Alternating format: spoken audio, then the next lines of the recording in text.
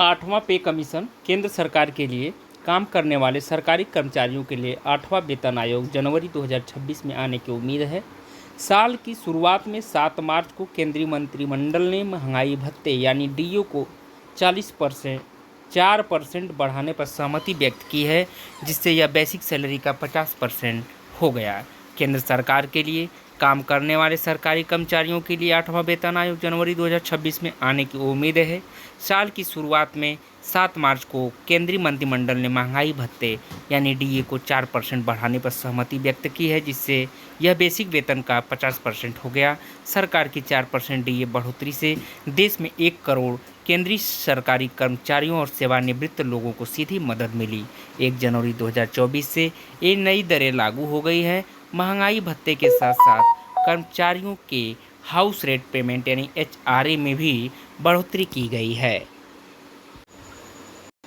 सरकार बनते ही 8वें वेतन आयोग लागू करने की मांग थी। 8वां पे आने से कितना बढ़ेगा कर्मचारियों का वेतन? तो आयोग की मांग 8वें पे कमीशन के लिए केंद्रीय कर्मचारियों की थी। डीए अब बेसिक वेतन के 50% के बराबर है। डीए के 50% पर पहुंचने के बाद केंद्र सरकार के कर्मचारियों की कई यूनियनें चाहती हैं कि सरकार 8वां वेतन आयोग लागू करे।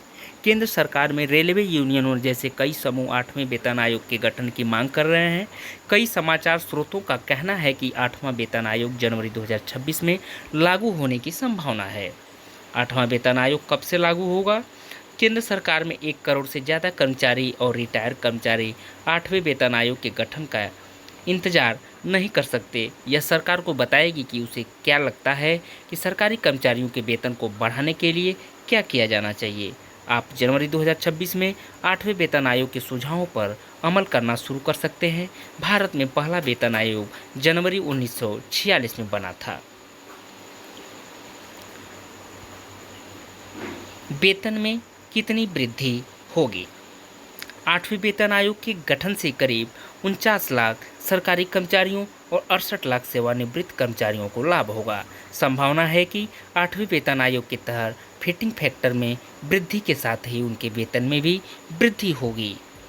फिटमेंट फैक्टर 3.68 यानी 3.68 गुना निर्धारित किए जाने की उम्मीद है। सरकारी कर्मचारियों के लिए न्यूनतम मूल वेतन 18,000 रुपये है। अगर फिटमेंट फैक्टर 8,000 रुपये बढ़ता है तो उनका मूल वेतन 26,000 रुपये हो जाएगा। फिटमेंट फैक्टर 8वें वेतन आयोग द्वारा कर्मचारियों के वेतन और वेतनमान का पता लगाने के लिए इस्तेमाल किया जाने वाला एक महत्वपूर्ण फार्मूला है। सरकार को लिखा कर्मचारी संगठन ने पत्र। भारतीय रेलवे तकनीकी पर्यवेक्षक संघ ने कार्मिक लोक शिकायत और पेंशन मंत्रालय यानी DONPT को एक संदेश लिखकर सरकार से 8वें वेतन आयोग का गठन करने और पहले से मौजूद सभी समस्याओं को ठीक करने के लिए कहा है, ताकि समस्याएं फिर से न हो। कार्मिक और प्रशिक्षण विभाग यानी DONPT की ओर से यह पत्र वित्त मंत्रालय के एक व्यय विभाग को भेजा गया ताकि वे अगला कदम उठा सकें। व्यय विभाग वेतन आयोग के सुझावों को लागू करने का प्रभारी है।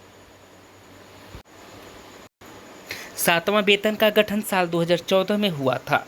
वर्तमान 7वें वेतन आयोग की स्थापना 2014 में की गई थी और इसके सुझावों को 2016 में अमल में लाया गया। तब से केंद्र सरकार ने अपने कर्मचारियों को वेतन में लगभग 23% अधिक पैसे दिए हैं। औसतन हर 10 साल में एक केंद्रीय वेतन आयोग का गठन किया जाता है। हालांकि यह कानून द्वारा आवश्यक नहीं है। वेतन आयोग पेंशन भोगियों और केंद्र सरकार के लिए काम करने वाले लोगों के वेतन भत्ते और अन्य सुविधाओं और भत्तों पर विचार करता है, उन्हें विकसित करता है और उनमें बदलाव का सुझाव देता है। 1946 में पहला वेतन आयोग बनाया गया था। महंगाई भत्ते की गणना लगाने का फार्मूला। सरकार के लिए काम करने वाले सरकारी कर्मचारियों को डीए मिलता है और रिटायर होने वाले लोगों को डीआर मिलता है। हर 6 महीने में डीए और डीआर बढ़ता है। अखिल भारतीय CPI IW के 12 महीने के औसत में प्रतिशत वृद्धि का उपयोग यह तय करने के लिए किया जाता है कि डीए और डीआर की दरें कितनी बढ़ेंगी। केंद्र सरकार साल में 2 बार 1 जनवरी और 1 जुलाई को भत्ते बदलती है। आमतौर पर मार्च और सितंबर या अक्टूबर में विकल्प सार्वजनिक किया जाता है।